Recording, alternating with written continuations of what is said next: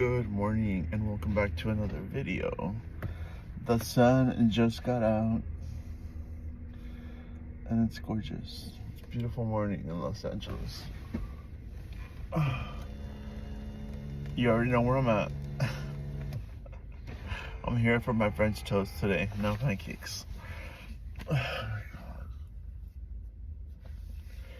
feel like I want to wake up early enough to make myself some eggs, but that didn't happen today. Well, I did wake up early, however, I didn't want to stay and make the eggs because I just didn't. So now I'm here waiting for my diner to open so I can get some French toast. So get ready with me. Ooh.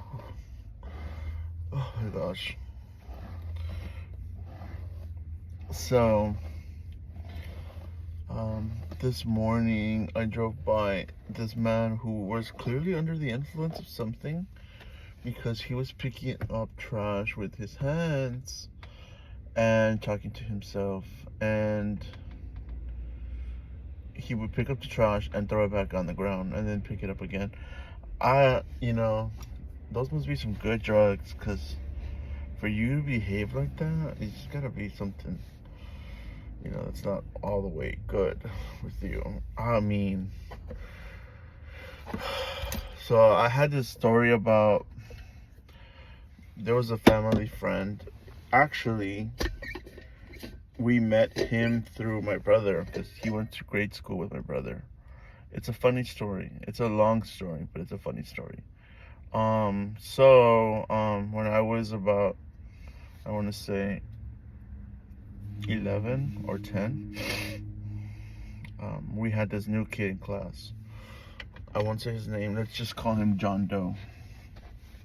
So John Doe was in my class, and I realized that James Doe was his brother, and he was in my brother's class. Me and my brother are 1 year apart. He's older than me. So there were two brothers just like us. It was crazy. It was like we're the same age. And yeah. Why am I going with this story? Hold on. Story time, right? Oh my god, no. I got it all over my car. Anyway, I don't like drinking from the Stanley. It just doesn't taste the same. So yeah, John and James Doe were two brothers that basically were the same ages as me and my brother. I had the biggest crush on John Doe. Come to find out, John Doe was like, we called them troublemakers. He was a troublemaker, for sure.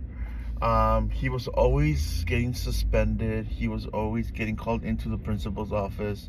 His mother and my teacher always had one-on-one conferences, and he never changed. He didn't give a damn. He was fearless. Like, he was like, YOLO. He was about that life. Mind you, James Doe, the older one, was responsible. He was very, he would come dressed very neat. He always scolded John, and he always, he was a model citizen. I remember that he got like awards and things like that for like perfect attendance and all this stuff. Meanwhile, John Doe would skip school, and he would encourage the rest of our classmates to skip with him. I actually did skip with him one day. Not like school, but like, I didn't tell my parents that we got out early that day, and he told us to go to his house to play video games. He lived like right up the hill from the school. So we got out at 12, and usually we get out at 3. So then I'm like walking to his home with like 2 other friends from school. And I think we did play video games. But I would just remember like, wow, this is John's room. Like, I had the biggest crush on him. He had money because I guess his mom was like a registered nurse. She was a single mom. I guess their dad was absent. He wasn't in their life. And the mom worked around the clock. I remember she would come in for the conferences, and she would be like stressed out. She barely had any sleep because I guess she had like a 12-hour shift the day before. And they would call her in, and she would almost be like in tears, and she'd say, there's nothing I can do. Like, I've talked to him, and my teacher would be like, his behavior is unacceptable. And I was just wondering, like, why does he behave so bad if he has everything that, I would want? Like, he has the newest toys, he had the best clothes.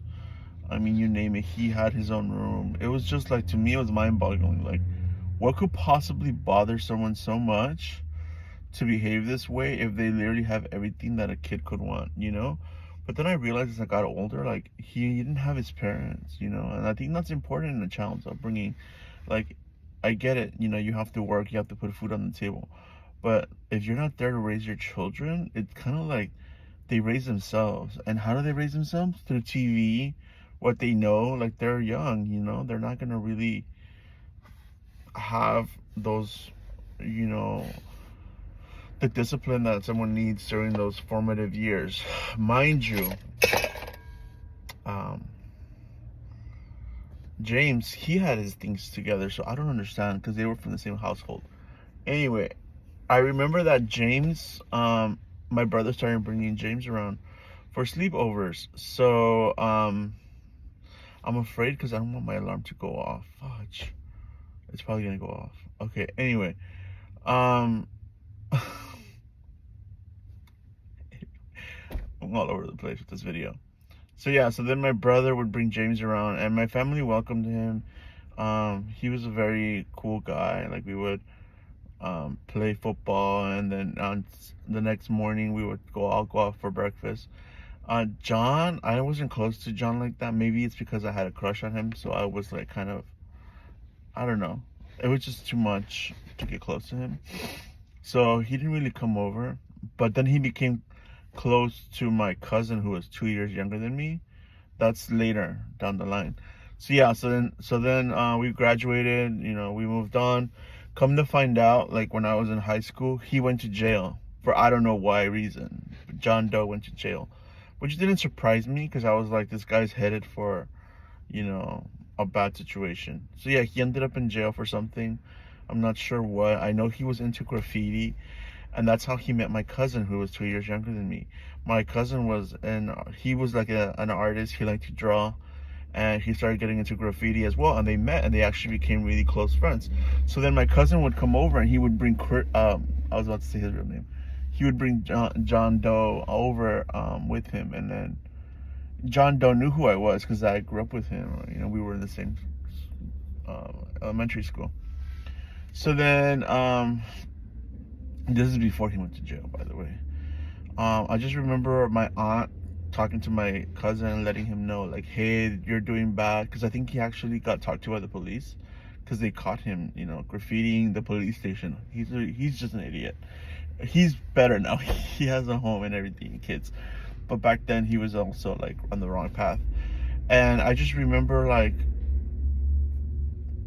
James telling us, I don't know what's wrong with John. Like, he's just a rebel, and da da da da da. Well, in high school, I guess, this is like, yeah, high school, I guess he went to jail. And then years after that, come to find out that, yeah, so then James Doe, okay, so then John Doe got out of jail, and I guess in jail he got like training for like a foreman position or like construction or something like that. Anyway, he got out of jail. John Doe got out of jail, and he got a really good job, and he started getting his life together. He started getting, serious about life, and I think he got a family, and then he was just doing well. I messaged him on Indeed, and I was like, hey, I'm proud of you. Like, you got your stuff together, and he was just like, thanks, buddy. And James Doe surprisingly took a turn, like, in reverse. He started using drugs. And I was just shocked because James Doe would never. And we would see him in the street, like, just wandering, like, talking to himself. And this guy reminded me of James Doe. And I remember that my mom said that he came knocking at our home one day and was like, I need help. And my mom was like, James? Like, what's wrong with you, James? And then she talked to him and stuff. But then I guess he snapped out of it, and he told her he was fine and that. But I think he was a cry for help. And I saw him a couple of times, and I talked to him because I didn't recognize him. When you're under the influence, your body changes a lot. And I said, hey, are you James Doe? And he was like, yeah. And I'm like, is everything okay? Like, do you need to talk to someone? And he's like, yeah, everything's fine. And everything was not fine. I heard he was living like, he was homeless. He was living like in the hills by where we live. And he was basically like panhandling and just, using drugs. And it was really sad because I think that we could have helped him. He was a family friend. For some reason, him and my brother became estranged. They weren't that close anymore. They went to different high schools, I believe, and they just lost touch. But I told him, like, hey, your friend is like not doing well. And he was just like, that's life. And I'm like, wow, like, we took him in. Like, he was our family friend for a long time. My sister even, like, she had a crush on him too, because he was just very charismatic, and like he was handsome, but he ended up being um short, like short to the point that he never grew. I think he was a dwarf. And I don't know how to say little person, or I don't know. I'm trying my best to be respectful, but I know that he was with a girl and he got her pregnant and they had kids. But he just never grew, and I think that's what bothered him, and I think that's what made him start using drugs, especially. And then with the situation with his brother, his brother didn't help him. His brother was doing well, but I guess he did try to help him. I'm not sure. I never talked to them, but his brother was doing well. John Doe was doing well, and it's like, how do you just turn your back on your brother? But I get it because I'm a recovering addict myself, and people just get tired of your bullshit. Like, there's no free passes. Like, people will get tired of you.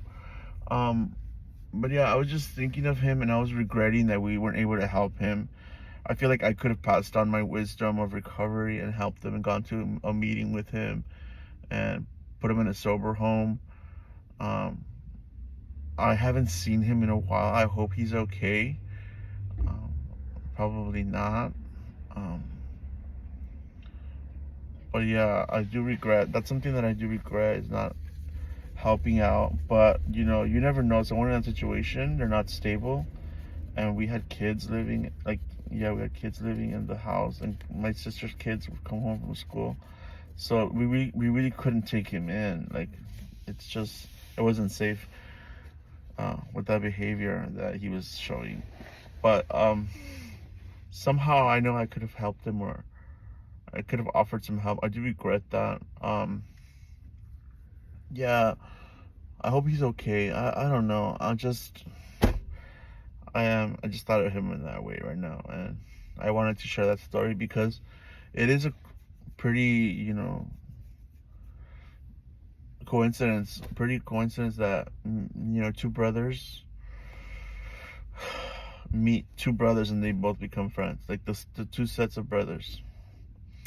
Anyway, let me have some coffee and get ready for work.